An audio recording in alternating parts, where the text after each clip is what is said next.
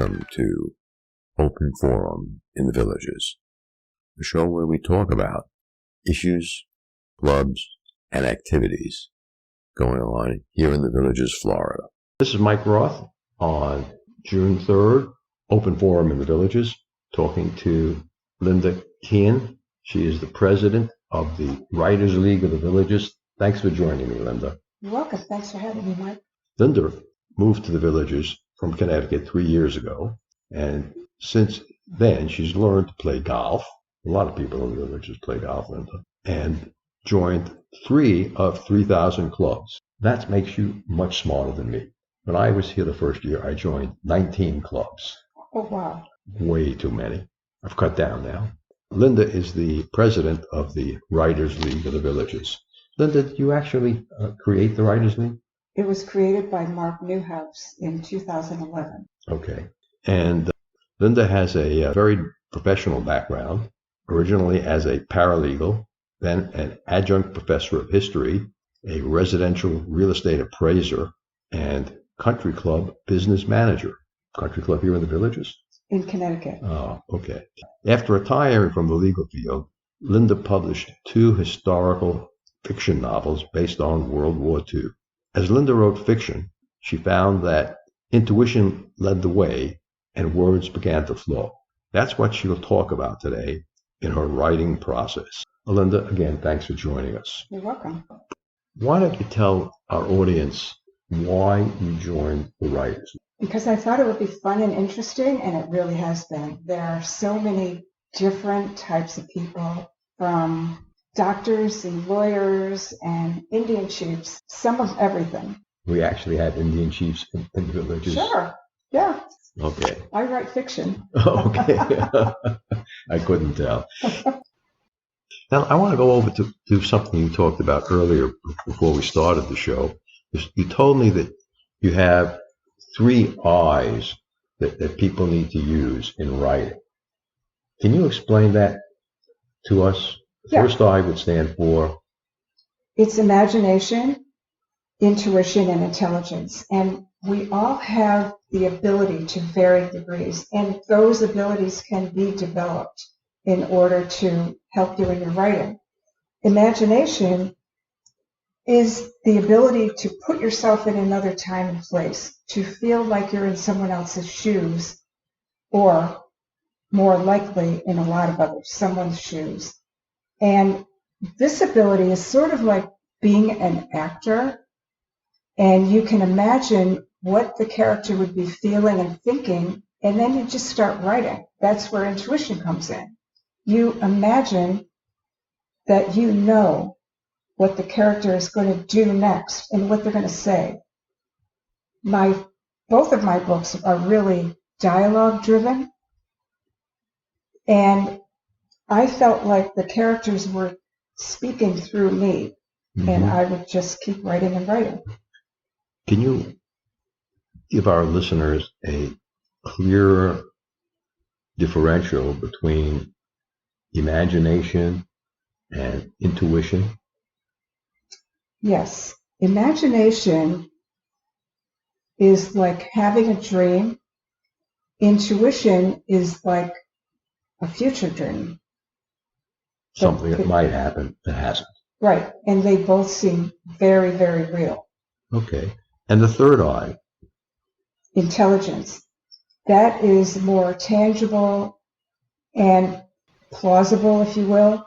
And it's the ability to apply the research skills to your writing. So you plug all of the 3 I's together, intelligence, imagination, and intuition, and you come up with a cohesive product. Mm-hmm. Mm-hmm. So tell us about how many members of Villages Writers League there are. We have 232 members right now, and we're still growing by leaps and bounds. The more talk there is, the more fun things that we have open to all the villagers, the more members we get. How many people actually show up at a weekly meeting? We have a monthly meeting, and we're up to maybe 80 members. 80 members show up? Yep. Good. Before you joined the Writers League, had you written any books? Yes, I had written both historical fiction books, With Love from Poland and The Journal, based on World War II. Okay. How many years ago did you write them? About 10 years ago. Okay, so they've been around for a long time. Right. I didn't read the books, but I understand the book about Poland. There were two main characters. Why don't you tell us how they met? Jan and Helena were teenagers living in 1920 Krakow, Poland. And in those days, there were linen mills all over Poland. And Helena's papa worked at a linen mill. And one day he forgot his lunch, so Helena walked over to the mill and took his lunch to him. And she was leaving, and she was nearly run over by this brash young red-headed man who was pushing a linen cart, and he didn't see her, so he excused himself, and she just sloughed him off. But he was very interested in what he saw, and he talked to Helena's papa about meeting her at the park the next day. And Helena's father was very skeptical, but he thought that Jan was a nice young man, and maybe it would be nice for Helena to get out of the kitchen for a while. And so he said yes, and the next day they met in the park across from the mill. And the name of the park was? Acorn Park. Acorn Park. How did you come up with that name? In small-town Krakow, there was a giant oak tree that everyone loved. People would meet there, have dates there. The children would play there, and it had a lot of history. So I decided Acorn Park would be a good name. Good. Speaking of history, how did you incorporate the history of what happened in Krakow, Poland in 1939 into your book? Well, I know the history of World War II pretty well, and I knew that Hitler set up his general government in the beloved Wawel Castle in Krakow and overtook the whole town. And I decided that instead of all of the townspeople trying to get away and or being killed or going to the prison camps, that there should be an underground formed for all the villagers to join and find their way out of Krakow. Okay. So you used the actual history of Krakow as a background for a totally fictional story of your two characters, your two lovers. Right. The history is true. The characters are fictional. Good, good. Perhaps our listeners would be interested in learning about what your writing process is. Okay. I always found it interesting that I never experienced writer's block like so many other writers did, and I decided to investigate that. I'm talking mostly about writing fiction. Writing nonfiction calls more on the logical left side of the brain.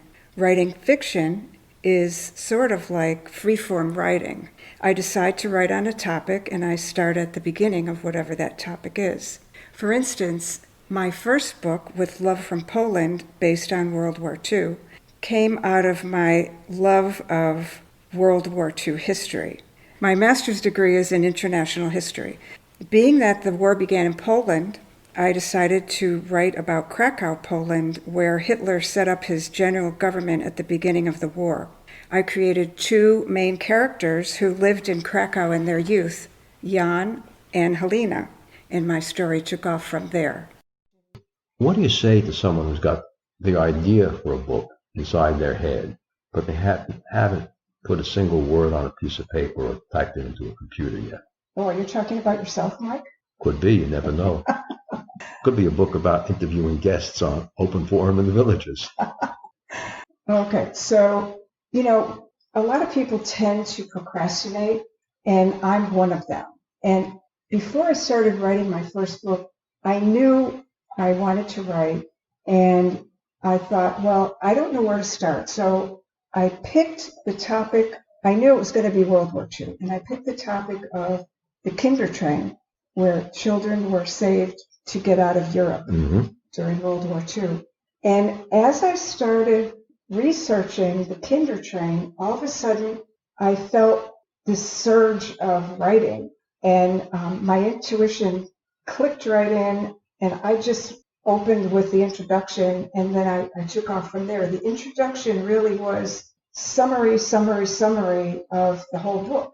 Mm-hmm. And I knew from that introduction where the book was going to go. I didn't know exactly, but I knew it had its own trend. How long did it take you to write these 3 months. together? So a month and a half each? No, 3 months each. Oh, 3 months each. Okay, still that's not bad. And then the fun starts, the editing. Or the editing. Oh, yeah. Tell us about that.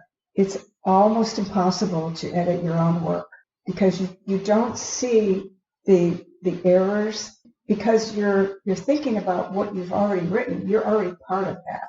Right. So did you have a third-party editor? No. Yeah. I just kept editing my heart out. It took me 6 months to edit.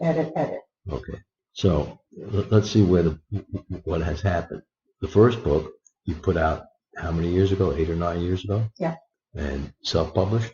Yes. And how many copies you sold? You don't know? I don't know How could that be? because I didn't look. What, it's self-published on like Amazon? Yes. And both books are on Amazon? Right. Interesting. My daughter wrote a book. Oh, yeah? And she's kept exceptionally good, my oldest daughter. So she was exceptionally good at the statistics, keeping track of how many copies of a book was sold, and keeping it at or near number one in her category. And that took a long time. Yeah. 2 years later, she's still keeping track. So, Linda, if you could give one hint to an aspiring writer here in the Villages, what would that hint be? If you can speak, you can write. Just do it. Just do it. Speak. Right. That's good. I made a decision to include something funny in every episode. So I've got a little bit of a joke I'll tell you. Tell me if it's funny. 2 types walk into a bar, Helvetica and Times Roman, and they order a drink. The bartender looks at them and says, "We don't serve your types here." Linda, thanks again for being part of the show. Listeners, if you enjoy the show and you want to become a sponsor, there's a sponsor button down at the bottom. If you know someone who wants to be on the show, you can contact me, Mike Roth. There's a button down at the bottom. You can contact me at mike@rothvoice.com. And again, Linda, thanks for being part of the show. Thanks for having me, Mike. Remember, our next episode will air live next Friday, June 13th at 9 a.m., or I should say pre-recorded, but that's when it's going to be released. Should you want to become a sponsor of the show, you can contact me at mike@rothvoice.com. If you know someone that you think should be on the show, you can contact me via the same email address. And I want to thank everyone for listening to the show. The content of the show is copyright by Roth Voice, all rights reserved. In